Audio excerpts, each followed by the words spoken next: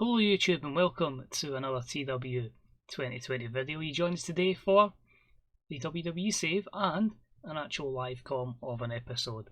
This one hasn't been streamed, that'll get recapped on the stream eventually, but yeah, it's Crown Jewel. I've booked it similar to real life. There is a Mansoor appearance. The show, because obviously Saudi Arabia is not in the game, the mod maker Questlove has set it to run in India, and I'm more than happy to do that. So we are absolutely abusing that and giving Jinder Mahal a big hometown match as well. There's only one major championship match, as in the world titles. That would be the Universal Championship on the line. I've decided to give Drew and Seth a kind of multi-man match, because you wouldn't have all the prestige matches happening. It's kind of like a wee bit of a throwaway, although it is a pay-per-view. So we're still on DirecTV, we're still on Sky Box Office, and of course we're on the WWE Network. I did dispute about the pay-per-view model for this one, but BT tried to sell us Crown Jewel the last time, so yeah, it would count in this instance. So we are in India, as I say. We'll just jump to this to give you an idea of where we are.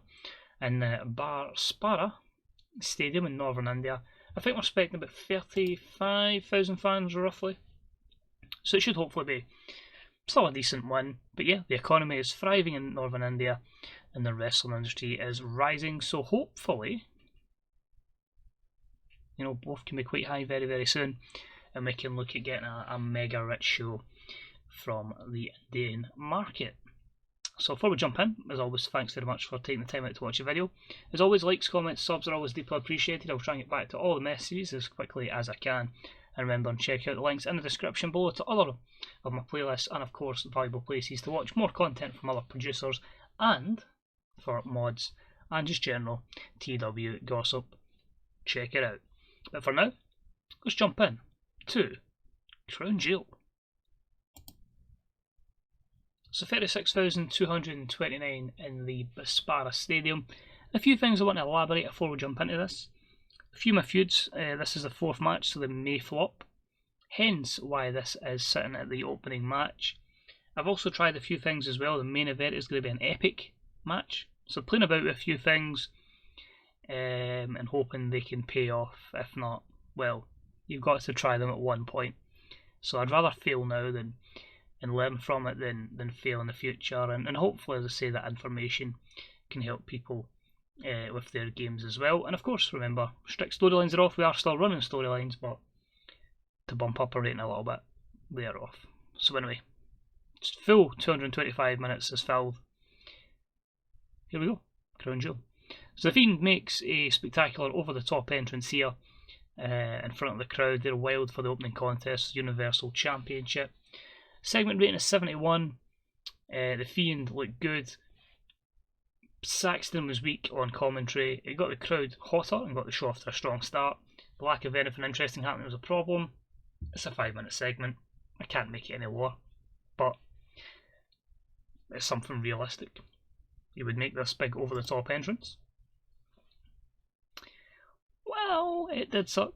And about that had fantastic heat and good wrestling. The Fiend, Bray Wyatt, defeated Roman Reigns in 21:30 by pinfall with a Sister Abigail. After a distraction from Sister Abigail, the Fiend Bray Wyatt makes defence number 1 of the WWE Universal Championship. So obviously Roman has to get a rematch.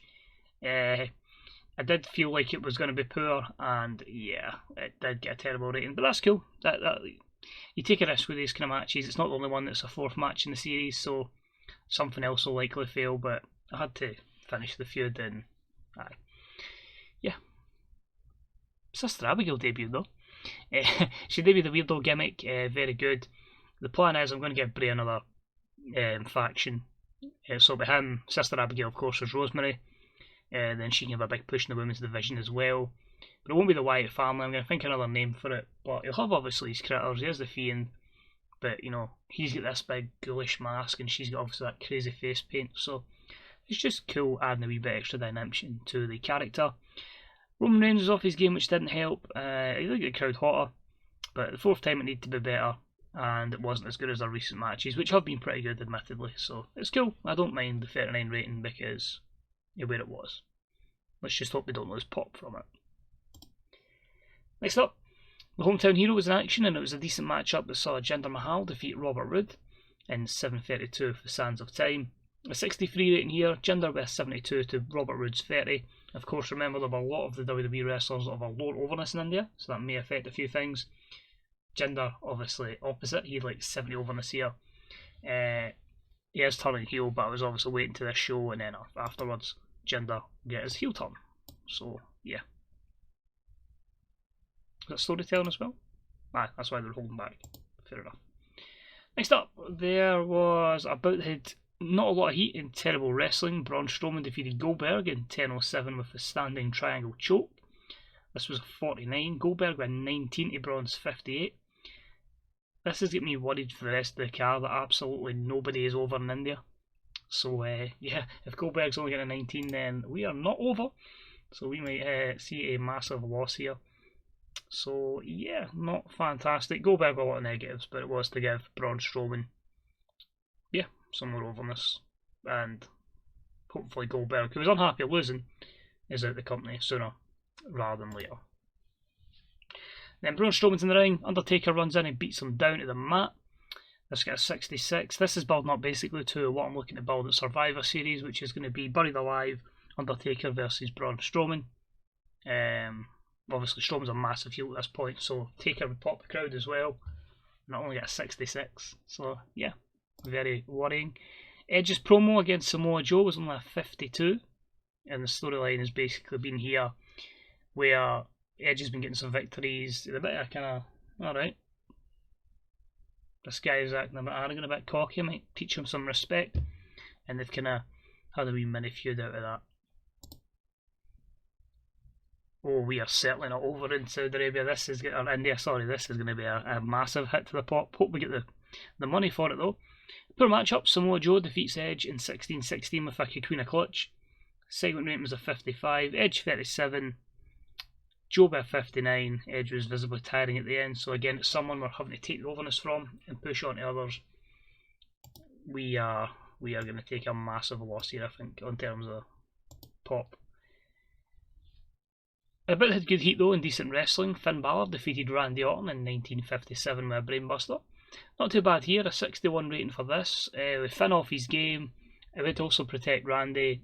Finn got the upset victory on Raw, which could have led up to this, and I felt like, yeah, if you get Finn closer to the main event scene, if we can give him a victory over Orton, so hopefully he gets a good bit of pop gain. We'll obviously check that one out.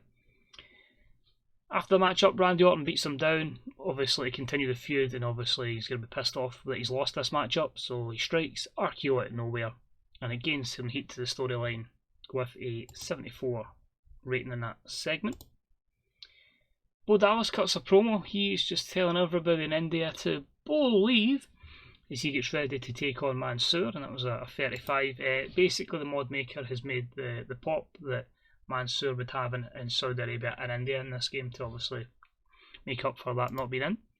And yeah, that's absolutely brutal. A terrible matchup. Mansoor did beat Bo Dallas in 10:03. 32. 53 for Mansoor, a 16 for Bo. Unfortunately, they didn't click, and the crowd turned off because it was two jobbers, and it cooled the crowd a little bit. So Mansoor and Bo Dallas, if I am doing a WrestleMania, I'll bring these in because that might cool the crowd down. On to the next. This one again also suffered from the 4, but Asuka needed her rematch and kind of bigger plans for Survivor Series.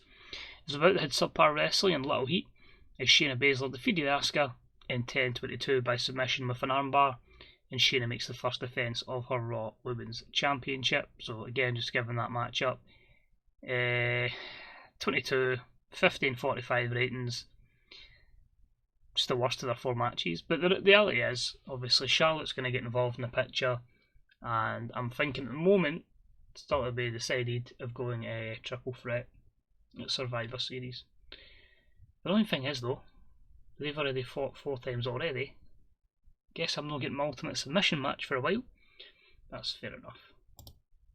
Moving on, we had the Tag Team Championships on the line from SmackDown, and I've just seen Big E's injury. In a poor matchup, the underappreciated, the team of Sami Zayn and Shinsuke Nakamura defeated the New Day in 12:02 when Nakamura defeated Kofi with a cross arm lock. The underappreciated win the SmackDown Tag Team Championships. At 49, the injury's going to hamper that down. Nakamura just, needs to be doing something in this mod and doesn't have great overness, so I'm a big fan of him. I'm actually a big fan of all four guys in this matchup, but I just feel like giving Nakamura and Sami something to do, it means when eventually they split, because obviously not being a proper tag team, this can kind of lead to something down the line as well and get them some overness, but struggle with the name. They are underappreciated, so we just let them be called that, and Big E's get bruised buttocks. Jesus. And Nakamura get a bit of heat for that. Next up, we had the Raw Tag Team Championships on the line, and it was in triple threat action. It was about to hit terrible wrestling and non-existent crowd heat, as Montez Ford and Angelo Dawkins, the Street Profits, defeated the Viking Raiders, Eric and Ivar, and the Undisputed Era's Kyle O'Reilly and Roderick Strong. Bobby Fish is injured in 12:18. So the Raiders went first, then it was O'Reilly and Strong, and a second defence of the Raw Tag Team titles. Obviously, if I'm going to put it on the UE, it's going on Fish and O'Reilly. So a 40 rated matchup, obviously not over in India at all. A couple of tag team specialist bonus, including O'Reilly and Strong. In fact, all three did actually. It did kill the crowd a little bit. I'm relying on my main event, which isn't for a world title, but does have some big names on it, so that could help it.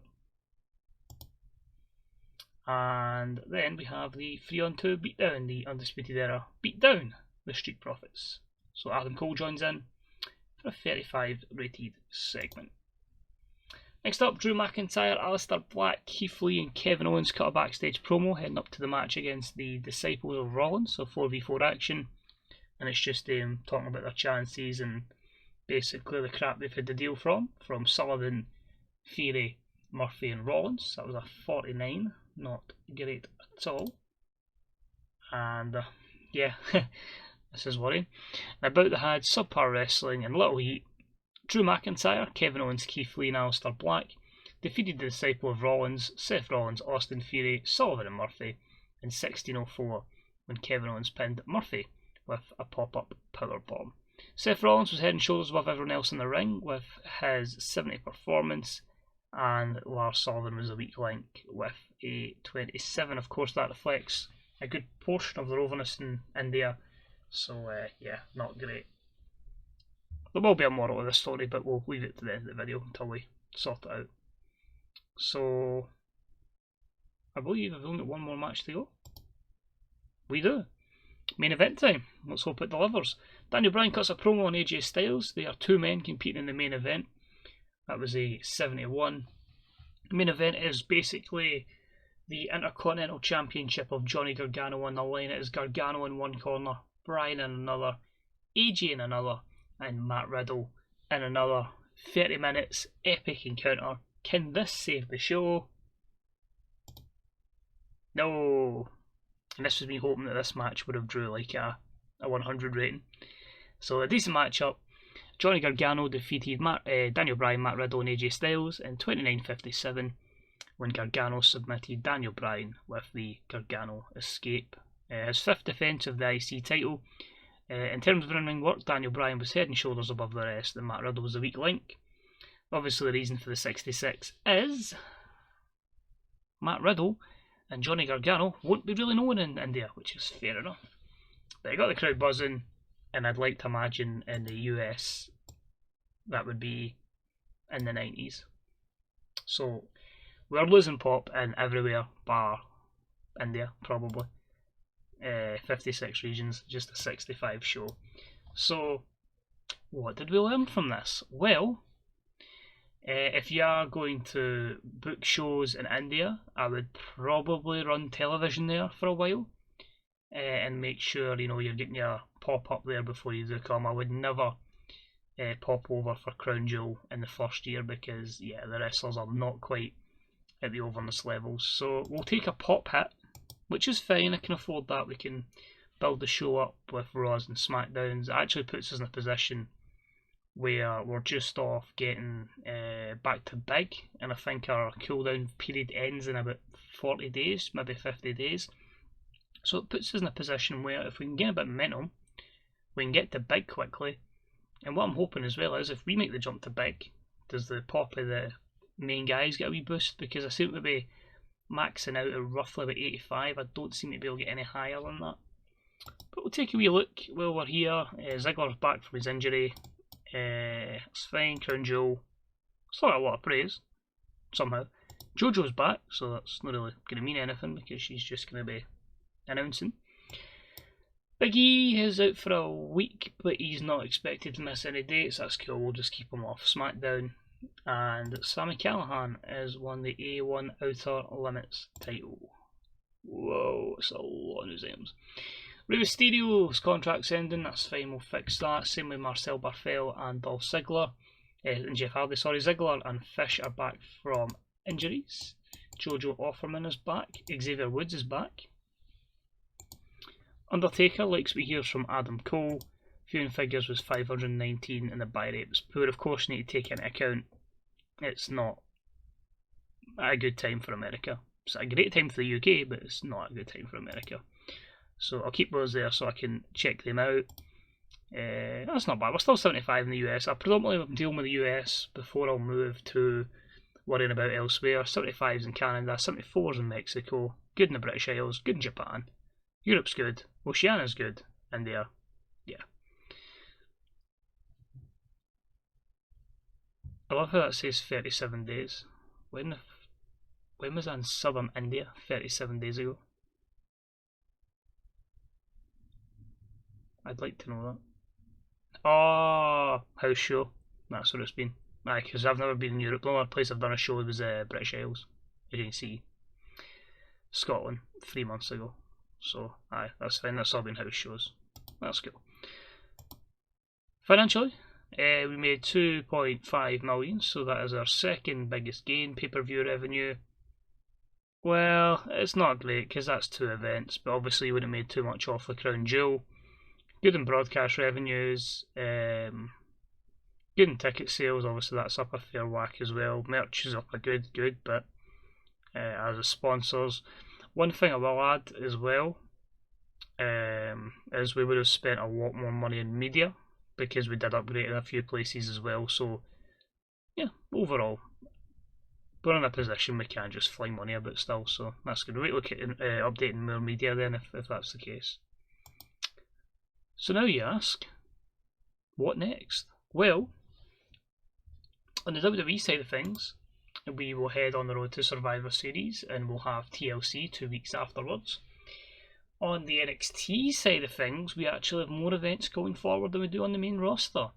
NXT is going to see War Games, which will be the weekend of Survivor Series. And then as we hit December and that, we will have the Dusty Cup on a one-off show. And we'll also have a Mae Young Classic as well. Barring injuries, we've got the tournaments written out. I still need to put them in the game because obviously things can change. Injuries, people arriving that might have not been available previously. And that's obviously including the people that I expect to call up to the main roster after War Games going up as well. So yeah, we'll try and get as much of those episodes up on the channel as we can. But for now, if you do like to see stuff as it happens, it does get played offline, admittedly. There is a bit that does get played offline, but there's a lot on stream as well. Usually these videos will go out after they've popped up on stream. Well, they should, because stream would be live, but it could be a couple of days later, and by the time you join in, it might be way down the line. But if you do like what you saw, it's the exact same handle on Twitch, 21 Maxwell. I'm trying to stream most days at the moment, until everything's back to normal. Roughly about 8 o'clock BST most days at the moment, apart from Wednesdays and Fridays. But if anything changes, I'll let you know. I'll always check out my Twitter. Twitter is a good indication of when I'm going live. But apart from that, thank you very much for taking time out of your day to watch the video, and I shall see you hopefully for War Games in my terrible William Regal impersonation. Thanks, enjoy the rest of your day. Bye bye.